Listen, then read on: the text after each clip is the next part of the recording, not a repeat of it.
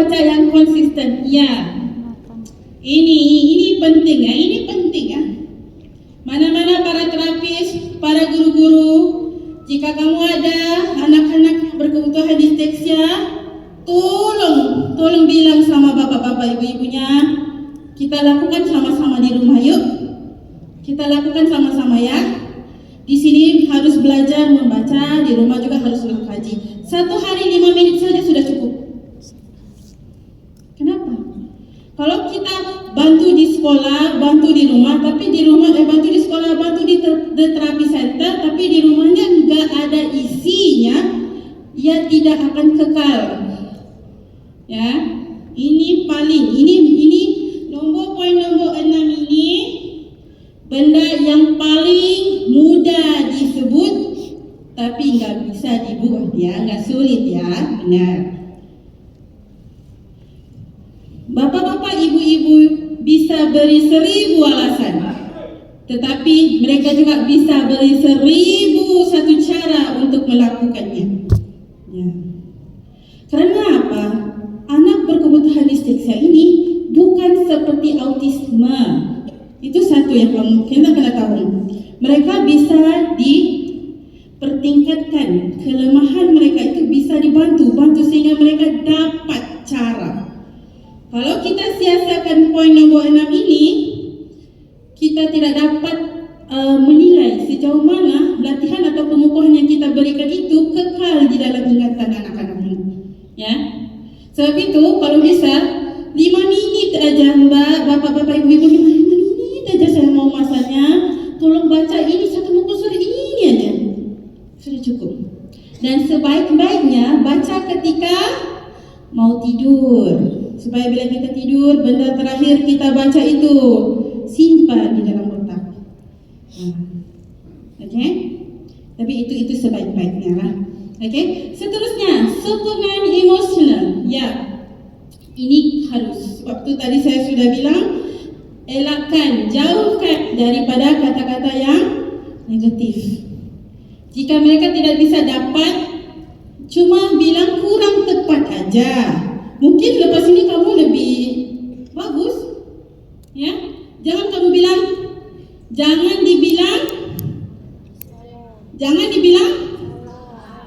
dibilang, salah. Kok bilang? Ya. Kok bilang? Ya, begitulah. Ya, sebenarnya bukan. Bila kita bilang salah. Jadi mana betulnya? Ada ya dulu masa saya tahun pertama saya cerita pengalaman, bisa nggak? Ada banyak masa ini. Tahun pertama saya dengan berbekal ilmu yang saya dapat dari university, semangat nih masuk kerja mengajar anak-anak disleksia. Jadi saya kan kerap bilang salah nih, tak boleh salah, bukan salah baca ni. Jadi anak itu balik pada saya. Jadi apa betulnya? Mana betulnya? Bagaimana cara betulnya? Baru saya macam macam mana nak betulkan ni? Dia jadi macam tu. Nah, kan Malaysia dah. Begitu. Ya, sebab salahnya aja diulang tapi betulnya enggak ditunjuk.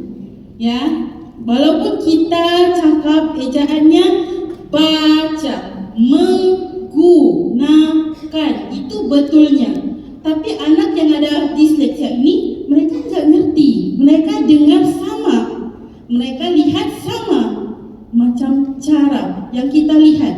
Tapi kok kenapa ya mereka sebutnya salah? Itu. Ya. Jadi jangan dibilang kok bilang lagi ya. Waduh ini. Oke, enggak apa-apa, saya gurau aja. Oke, seterusnya nomor 8 yaitu konsultasi dengan spesialis. Yes. Saya paling bimbang ibu ayah yang membuat diagnosis sendiri di rumah. Ada ya? Siapa yang kerja di bawah rehab, ya, di bawah berkebutuhan khusus biasanya begitu. Oke? Anak saya ini Mbak bisa ini nggak bisa ngerti apa-apa. Mungkin kali ini ya slow learner ya ini. Itu saya paling risau. Kalau dia datang dia begitu anaknya slow learner. Tapi bila disaring, kok anak ini bisa ngobrolnya lancar aja.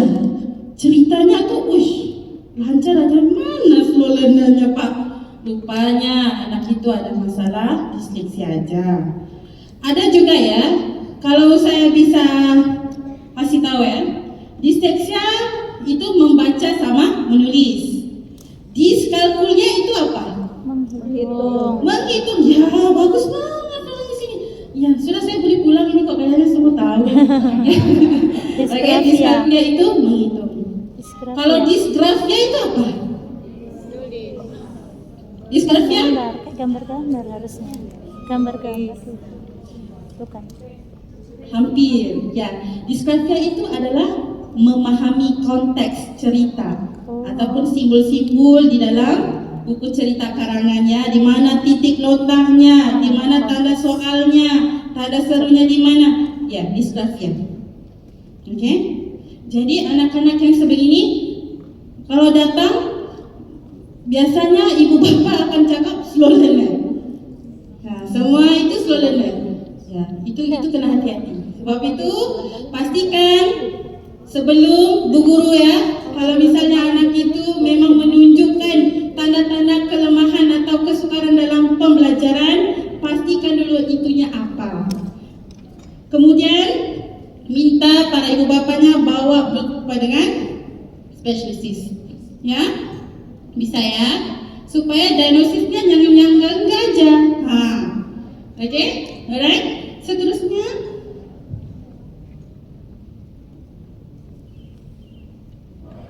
oke, kalau tadi itu tingkatkan kemampuan membaca, mungkin ini kita pergi lebih sedikit yaitu kemampuan menulis ya.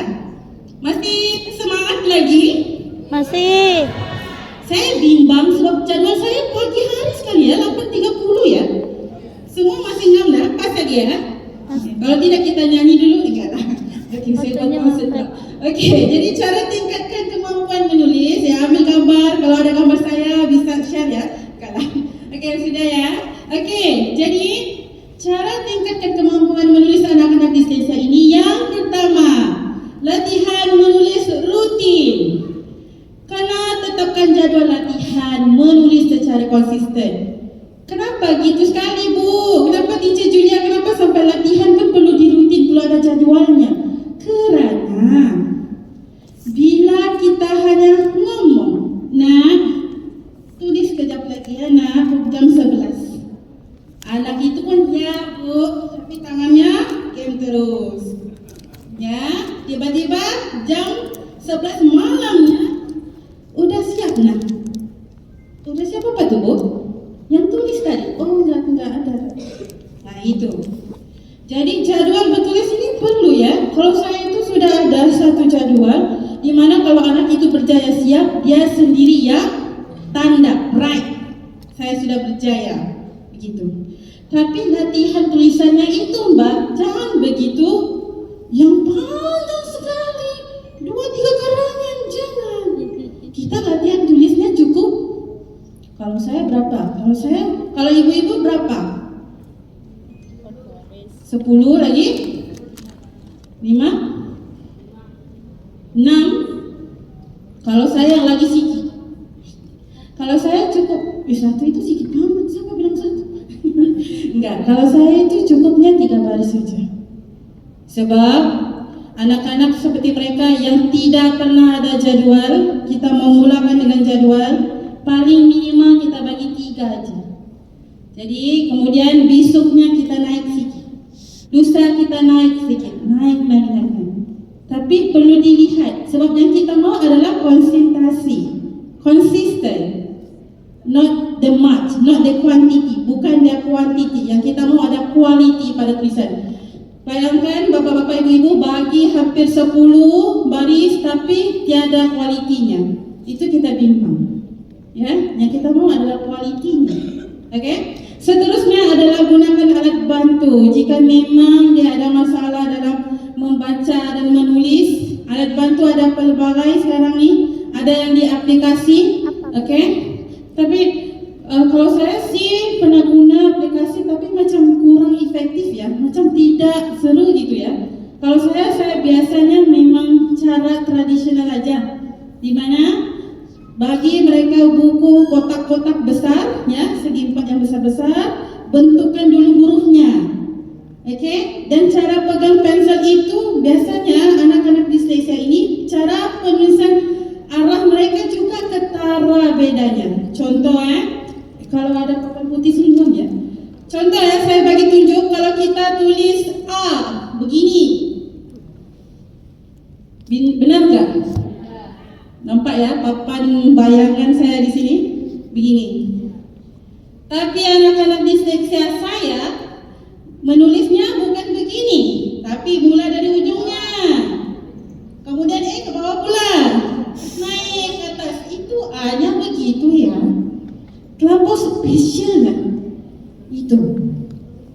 Jadi kotak besar, buku kotak besar itu memang pas untuk diajar cara menulis yang betul.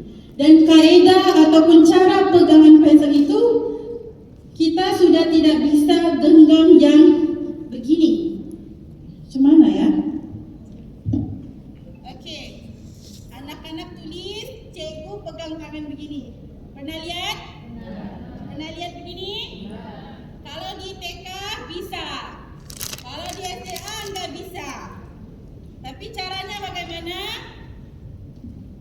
Ini contohnya pensel ya. Pegang begini, Bu Guru sebaiknya pegang di sini. Ya. Yang O panjang sangat tuh lihat ya. Yang O panjang itu yang saya bimbang. Oke, sambung O lagi. Oke, ya begitu. Kenapa Teacher Julia? Kenapa? Karena waktu di TK dia harusnya begini, karena mereka nggak tahu cara pegangnya. Tapi kalau di SDA mereka sudah tahu pegangnya. Kalau kita pegang begini, mereka lagi. Ya, kita bukan mau ajar cara pegang pensel. Yang kita mau adalah cara arah pensel. Jadi begini, Ibu Guru pun pegang begini. Oke? Contoh sudah dipegang. Jadi arahnya itu sama-sama. Bulat, naik, turun. Bisa lihat nggak? Bisa. Mahal itu saya beli papan putih ini dari imajinasi saya. Saya mau papan putih jalan kali. Oke? Nah, itu contohnya. Oke, itu tipsnya itu. Jangan diberitahu semua orang, ini kita aja. Ya. Ini rahasia ini. Oke, aja ya. Ya gitu, itu maksud saya. Oke, sebab bila kita pegang begitu ya, arahnya itu senang dipandu. Yang kita ingin pandukan arah. Sebab memang setakat ini tolonglah beritahu saya. Ada tak anak-anak di desa yang bentuk tulisnya betul? Bapaknya bisa tahu nggak dari mana bapak? Bapaknya guru ya? Guru terapis? Oh gitu. Nah, terbukti sudah ini. Bukan saya tipu, bapak itu yang cakap banget. Saya di sini aja. Oke? Jadi itu maksudnya. Jadi yang kita mau adalah bantu pandukan arahnya aja. Ya? Oke? Seterusnya. Pengajaran keterampilan asas penulisan. Ya, ini sudah saya nyatakan tadi, yaitu mengajar struktur perkataan tata bahasa dengan jelas. Satu ya, kalau bisa itu cara tulis itu awal-awal sudah ditanda. Yang mana dia perlu mulakan? Muka surat kan? Kenapa terbalik? Sebab dia tulis di sebelah, mulanya di sebelah. Ya, kita mulanya di sini, bisa benar nggak? Nah, kalau tulisan Jawi, ya mulanya di bertentangannya. Oke?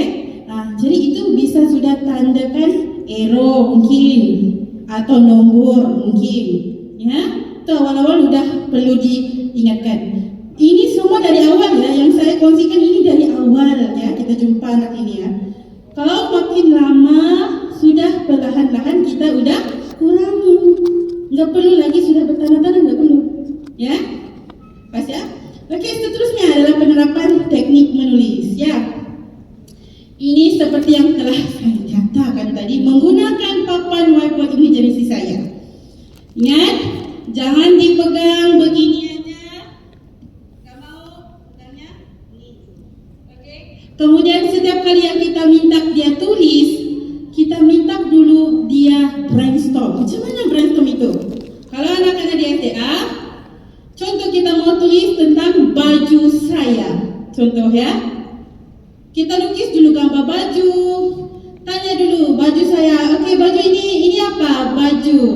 Baju siapa? Baju saya. Baju ini warna apa? Warna merah. Oh, ada yang bilang hijau. Okey, hijau. Okey, kita tulis, kita brainstorm sama-sama. Tapi sewaktu brainstorm itu, kita tidak minta dia menulis. Kita yang menulis. Kita cuma maukan idenya aja. Ya. Kemudian barulah sama-sama kita ajar. Barulah penulisan itu berlaku. Okey? Dan kalau anak-anak itu yang pertama kali, kita perlu tulis dulu ayatnya di atas. Ini baju, jadi dia menyalin. Ya. Kalau sudah datang rawatan 2 kali, 3 kali, nggak perlu. Kita minta dia salin di depan, di whiteboard dia salin semula. Itu contoh. Okay, alright. Yang seterusnya, dan setelah itu, kenapa perlu di brainstorm? Sebab kita mau dia tahu menyusun cara tulisan itu. Ya, jangan kita terus bagi dia satu latihan tulisan, kita minta, nah, kamu tulis ini sekarang. Tulis apa ini? Tulis nama saya Abu. Nama saya Jamal, Mbak. Jangan begitu ya. Okey, setiap kali kita mau buat latihan penulisan, yang harusnya adalah mereka, anak yang ingin menulis ini tahu apa yang ingin ditulis. Ya. Kerana mereka ini sudah cukup tertanya-tanya. Kenapa kita harus membaca? Kenapa kita harus menulis? Kenapa saya sebut salah? Jadi cukup questionnaire itu. Kita kena siapkan mereka, rancangkan mereka apa yang mereka ingin tulis. Okey? Seterusnya, menggunakan format yang mudah, okey, untuk mengaturkan idea dan struktur tulisan. Ini sama macam brainstorm, dan yang macam saya bilangin, kalau itu adalah sesi awal kita perlu tulis ayat atas, ini baju. Jadi mereka salin aja. Tapi kalau mereka udah pas, udah tulisannya udah tidak ada keterbalikan, udah cantik ya, udah tersusun, kita tinggal minta buat latihan penyalinan semula aja. Ya, yang mana kita sudah siap di papan putih. Nah, macam tadi yang kita bincang, kita mau tulis tentang ini baju. Coba kamu salin ayat yang pertama ini, nak. Okey? Begitu, ya. Okey, dan jika menulis bacanya cuma 9% aja. Fokusnya tulis. Okey, selalu sangat biasanya dilakukan baca 60%, selebihnya tulis. Tapi bila tulisan anak itu buruk, kita bilang bagus, sudah cukup bagus. Oh, semua dah pandai positif dah. Tadi bila saya bilang jangan bilang salah, kok bilangnya salah. Tapi yang bagus. Ini sudah bilang bagus ya. Oh, bagus kamu ya. Bagus, okey. Itu contoh, okey. Jadi sebab apa? Macam saya bilang, bila kita buat sesuatu itu, kita betul-betul nilai apa objektif kita, apa goals kita. Jika kita goalsnya adalah membaca, fokusnya lebih membaca, bukan menulis. Jika goals kita adalah menulis, maka fokusnya adalah menulis. Membacanya 9% aja. Ya. Jangan dibetulkan bacaannya, tapi betulkan tulisannya. Okey? Alright, seterusnya gunakan sokongan visual. Okey, seperti gambar, diagram ataupun grafik. Ya, anak-anak seperti mereka, kalau tulisan itu paling kurang ya di grafiknya, itu paling pas. Itu mereka paling suka. Okey? Grafik itu macam contoh kalau ada timetable ya, jadwal-jadwal, dan ayat itu pun sedikit-sedikit aja. Itu mereka suka kalau menyalin, sebab mereka rasa tulisannya sedikit aja. Tapi mereka nggak tahu jadwalnya itu satu muka surat, 2 muka surat kan ada jadwal, 3 muka surat ada jadwal. Mereka kena salin, tapi mereka cuma nampak perkataan di dalam itu sedikit-sedikit aja.